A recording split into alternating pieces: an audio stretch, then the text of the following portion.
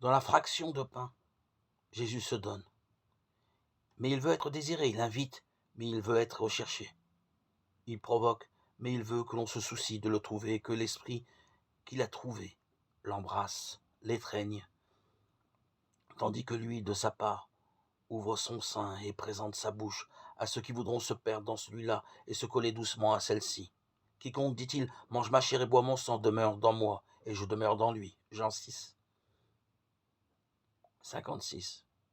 Il parle d'une demeure plus que corporelle qui se fait par l'amour, de laquelle Judas n'a pas été participant, ni en la communion, ni au baiser qu'il lui donna. L'âme, en cet état, se sent tellement échauffée et embrasée des flammes vivantes de l'amour de Dieu. Elle se sent si profondément blessée de ses flèches, si puissamment touchée de ses attraits, si parfaitement ravie de ses touches, si bien enivrée de ses douceurs et si fortement liée de ses étreintes, qu'elle ne fait sans cesse que respirer et soupirer après lui. Elle n'est plus pour elle-même, ni en elle-même. Non, non. Elle est toute où elle aime.